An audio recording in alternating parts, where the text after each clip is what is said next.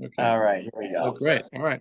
So here I am today with Ron Onesti of the Joint Civic Committee of Italian Americans, and he's also with Onesti Entertainment, his namesake. And he's a serious person involved all throughout Chicago. And he's here to talk to us today about the Columbus statues. There are Yes, three statues, right, Ron, that were taken down by the mayor back in 2020, July 19th, and you're trying to bring them back. So, what's the latest there in Chicago about trying to bring back these statues of Columbus?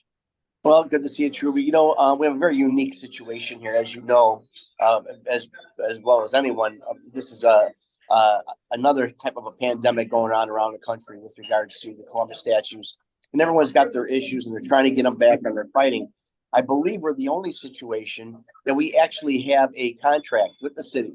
Back Oh, in yes, these statues that first of all you have to understand that these statues that we have are actual art pieces. The first one that was taken down from our little Italy was cast in 1892 in Rome by actually a Jewish sculptor, but that was for the Columbian Exposition in Chicago, the World's Fair, and then it was sponsored by an insurance company that put it up in the World's Fair. After the fair was over, it stayed in its foyer for several years until 1958, and at which time the building was raised and they donated the statue to the city, who put it in storage on its side in a warehouse for 10 years.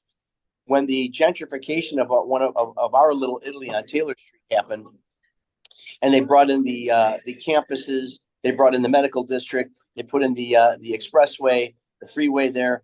We had to replace and misplace and displace thousands of Italian homes. And because of that, in 1968, a state representative by the name of Victor Arrigo wanted to put up a monument to recognize the contributions made by the Italian immigrants in Chicago to the development of the city. So that's what it was, and it was this beautiful statue he knew about. It was in storage, and my organization that I'm president of, the Joint Civic Committee of Italian Americans, was the where the was the group that really put forward the work and raised the money.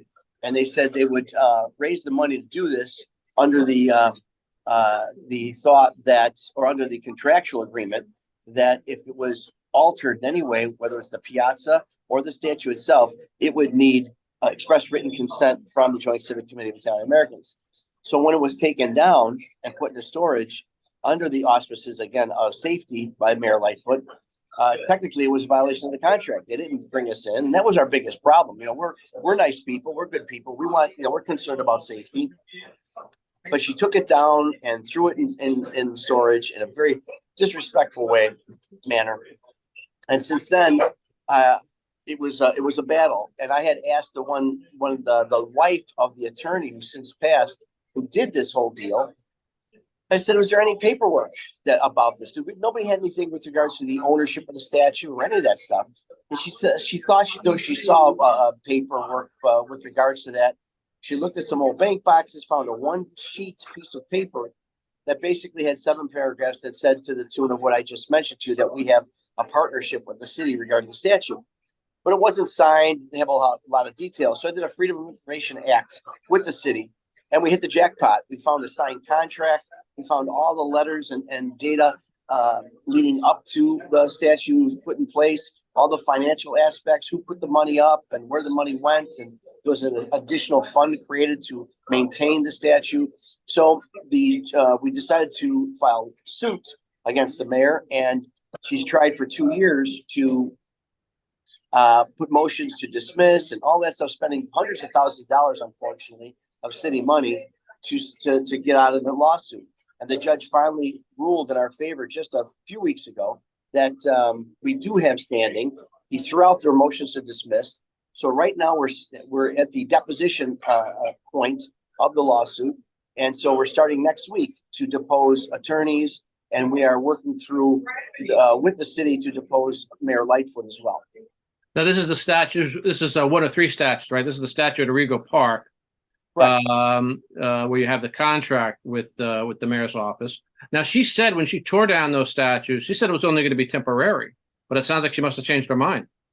Well, I don't know about changing her mind. Just didn't define, your temporary, my temporary, and her temporary are probably three different things. Right, So right, right. Right, right, right. Now, what about Grant Park? That was what you're talking about is Arrigo Park. What about Grant, the monument there in Grant Park? What's that situation? Well, again, another art piece because this statue was paid for with the pennies, nickels, and dimes of the Italian American community of Chicago, and that was cast in 1933, the second World's Fair that was in Chicago. So again, another art piece that is 90 years old, and but we don't have the contract for that. But that is part of our discussion. At the end of the day, we're asking for the statues. I mean, she offered me the statue to say, look, just take the statue, just can't have it in Chicago. You can have the statue. Work out some 100-year lease or something, but you just can't have it in Chicago. And we didn't accept it. I had the statue in my hands for about 9 days. I fixed it up because it was all vandalized and spray paint and everything. But then I gave it back. I said, no, we're going to take the legal route because by her saying that you can't have it in Chicago, by her succumbing to the vandals that says when they're tearing it down, giving the message that, well, if you don't like something in the community, just entertain vandalism, entertain violence, just rip it down, and the city will succumb to it. Not only that, but again, what happens, as to our ethnic group here would not happen to another ethnic group.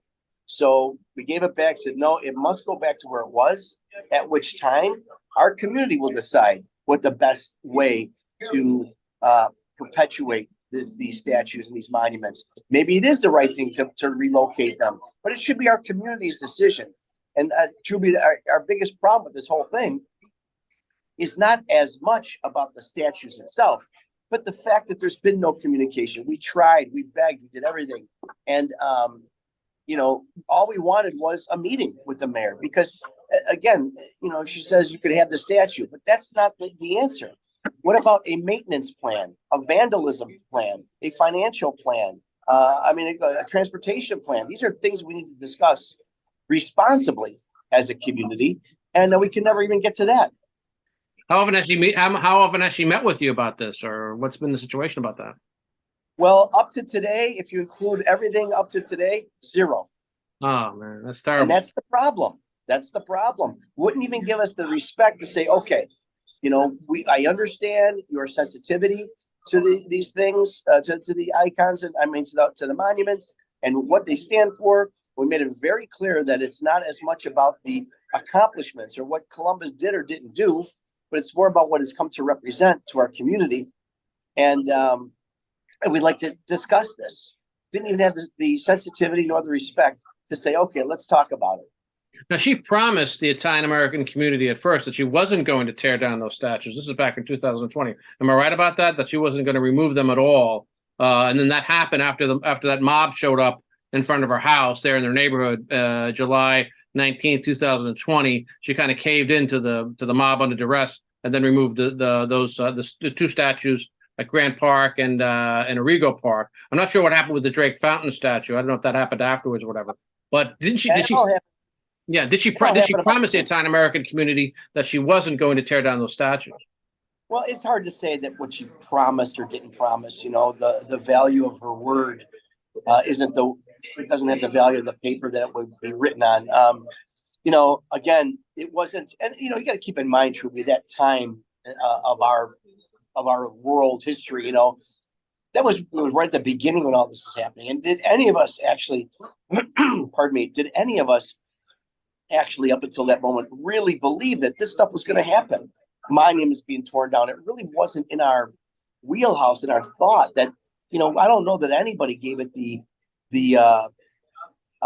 weight that it's like. Now we know that that's a real issue. Or back then is a different time. Yeah, right. And, no, they're not going to. That's ridiculous. They pull down all the statues. There's no chance that's going to happen. And bam, it all happened, and we shut our eyes for a moment. Once we opened them, it was gone. Well, now you have a new mayor coming up, Brandon Johnson, and has he met with you at all? Has he tried to talk with you at all about the situation? So prior to his election, I've had a personal relationship with him, as well as some of our officers and committee members. So we've been, he's a Cook County commissioner, and the whole concept of replacing Columbus Day with Indigenous Peoples Day on the county level has come up on several occasions, and it was going to be passed. And we fought for that, for against it, not to do it. And we won ultimately, because at first it was 13-4 to change Indigenous Peoples Day to change Columbus Day to Indigenous Peoples Day. But after our individual battles with all the Cook County commissioners, it was reversed and we won. However, the one commissioner that was just so adamantly against it, to the point where, on Columbus Day, there was an anti-Columbus rally, and it was led by Commissioner Brandon Johnson. So he's been a kind of a foe, but I got to say a respectful foe up until now. He's taken all of my calls, or Zooms, our meetings. I have a cell number, and we had the level of communication. We have not spoken to the Johnson administration since his election. I texted him, congratulating him the next day. Have not heard back. However, today, just heard a couple hours ago that he selected his chief of staff, and his chief of staff happens to be an Italian American who also happens to be my godson. So at least we're going to have access, and we're very, very, excited at the possibility. I mean, we have to be realistic here. I don't expect Columbus to be in the foyer of City Hall by tomorrow, but at least I believe we will have access and a line of communication. It's something. It's more than we had 2 hours ago. Yeah. No. Well, it sounds like your case is kind of strong. I mean, since you have a contract with them to keep that statue in place, I would think that you're on strong grounds. Very strong grounds.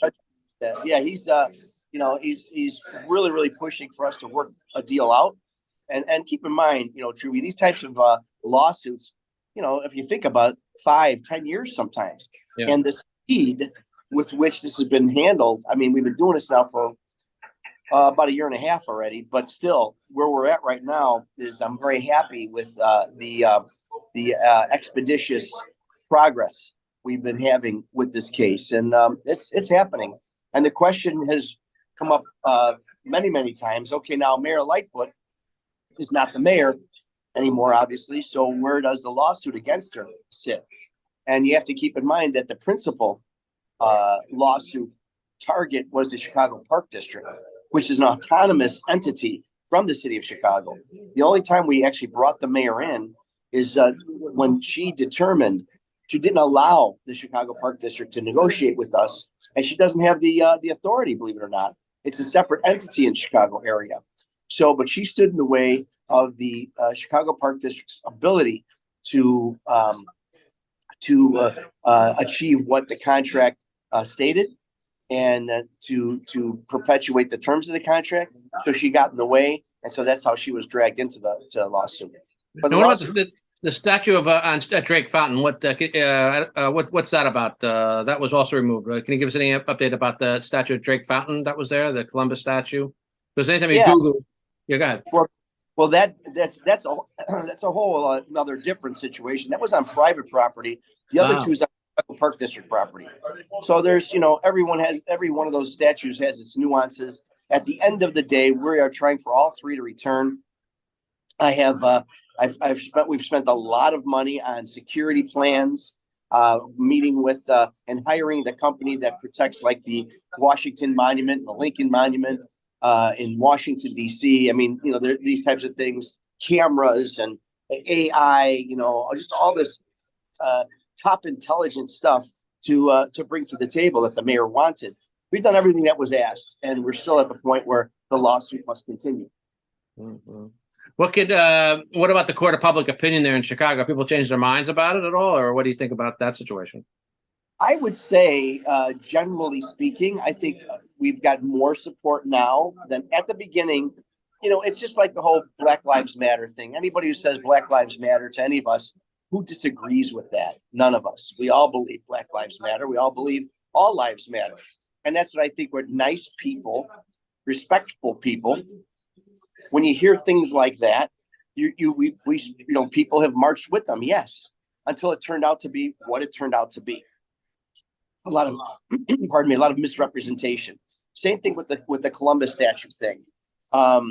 When it first came out, there was a faction that we believed in it, and that's our faction. But there are those that were, well, Columbus was this, Columbus was that, and you got to pull those monuments down. But now, after a while, and the dust is settling, people are realizing that the cancellation of history, taking things out of context, not asking all the questions that need to be asked, not really studying the history that's involved with these monuments, when that wasn't done at first. So it's like a lot of people, I think, are calming down, taking a step back from the let's just destroy all these monuments. So I would say, generally speaking, there is an element there that is more in our favor than it was before. That's good news. How can people help? I mean, people outside of Chicago, what can they do to help you make this get this victory for you? Well, it's just like everywhere else. I know, we've been sending a lot of support to Philadelphia and just all the other areas that are going through this. I mean, showing numbers, showing strength, and that's been our challenge. And you talk to any of the leaders around the country, on the national front with regards to our community, and that's been our challenge. We've been we're an ethnic group that was, we know about the challenges that faced us when we came to this country, and our issues regarding bigotry and stereotypes and even slavery and just being treated terribly. We all know that ever since and the lynching in 1891, all the stuff that you've covered 1,000 times. We all know that. But as a community, we've risen above. We've become successful. We've become respectable and respectful members of the communities that we are in. And, we let things roll off our back. We hear Dago, WAP, stereotypes of this, organized crime, that. It's like, forget about it. We know what we're all about. We know, who we are. And years of that has made it gotten us to a certain level of complacency, as you know. And now you can't stub your toe on a curb and not call the curb a name. But it seems to me we're the only ones that you can say anything about. We're like, yeah, don't worry about it. Right. Bother us, and all those years has made us something where we haven't. It's that whole thing. Don't mistake kindness for weakness. And this is where we're at right now. We've been kind all these generations. Now we need to unify. Now we need to show strength. Now we need to know numbers. We got to show numbers. We have to I'll give you another brief example. Two brief examples. Number one, we have a monument to Italo Balbo.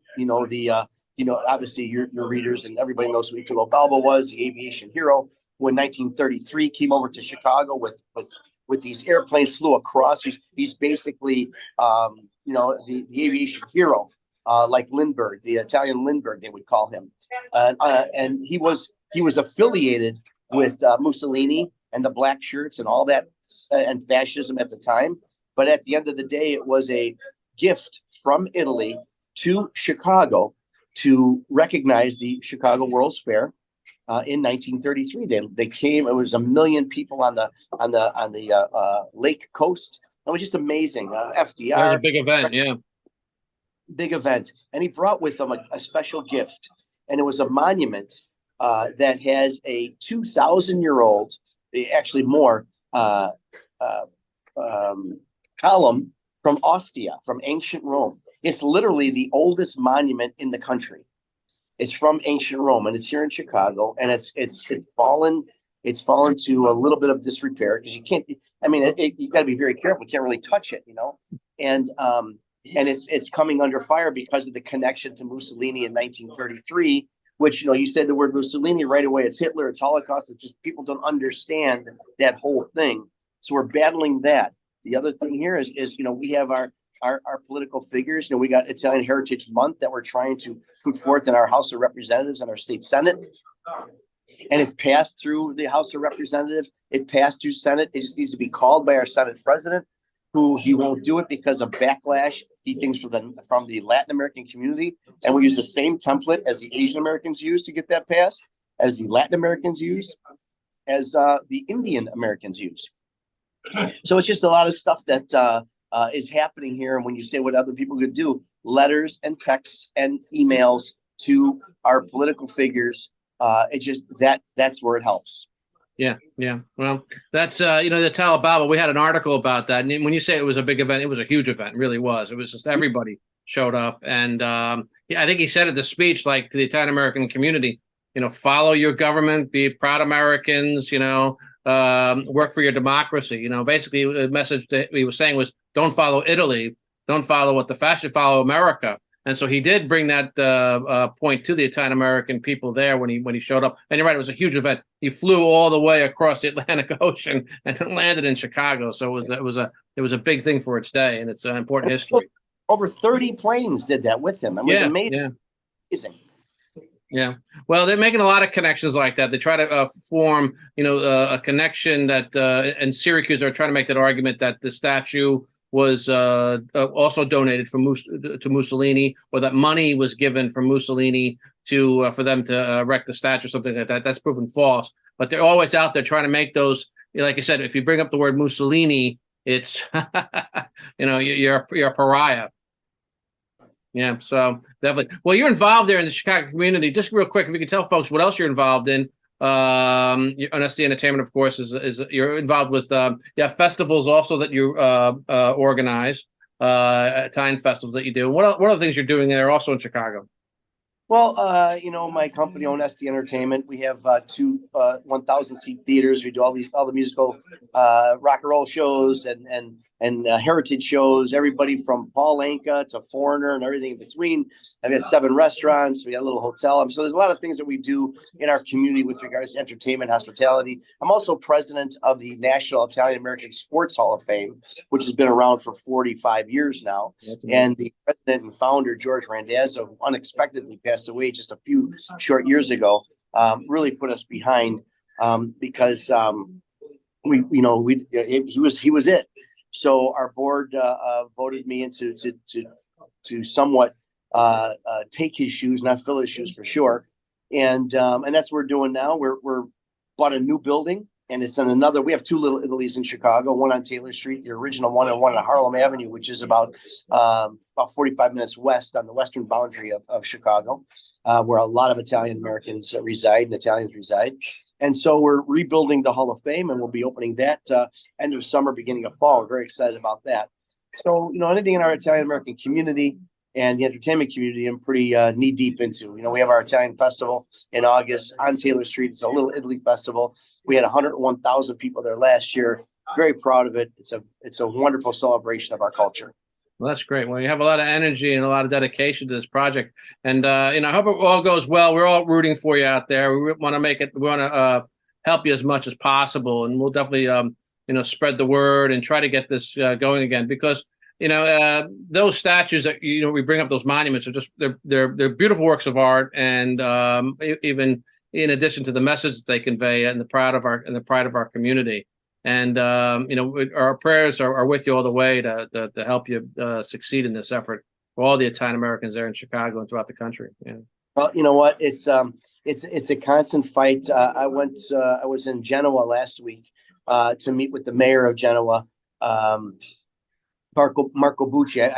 I met with him last year to discuss Columbus. And it was interesting because as they were aware of a lot of the stuff that was going on in the States regarding Columbus, I don't know that they knew the depth of what was going on. So after I met with him, he was, his eyebrows raised, and he said, "You know what, we need to get a little bit more involved." So he sent his number one individual, Barbara from Genoa, with regards to cultural preservation, and she joined us along with a couple other contingent members from Genoa in our Columbus Day Parade. And we struck up a wonderful relationship. I was there again last week, and because of that, he's put forth a lot of money and a lot of effort and staff to put together an international initiative regarding the education, the real education of Columbus. So you're going to see a lot of help from the birthplace, and that's something myself, here in Chicago, began with him and is being perpetuated also with the NIAF. Went out there with John Cavelli, who's the vice chair, and also Robert Allegrini, the president, 2 gentlemen I know you know very well.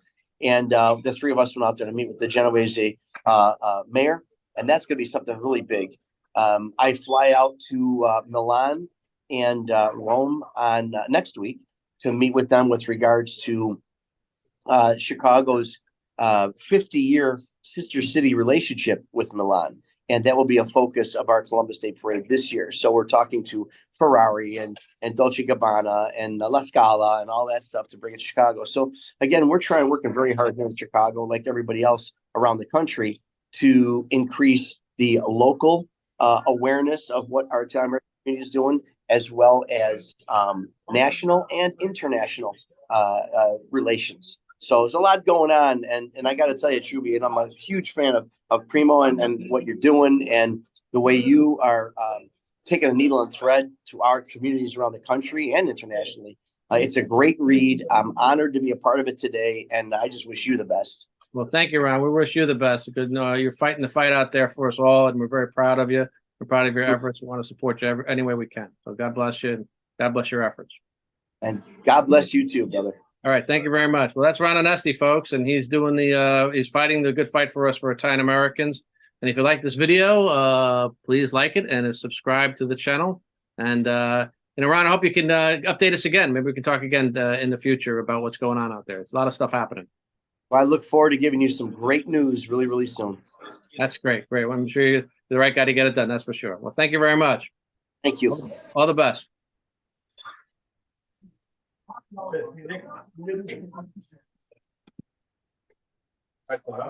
right, buddy. Thank you very much. Thank you very much. Thanks. I will be in touch. Okay, you bet. Thanks. Bye-bye. Bye.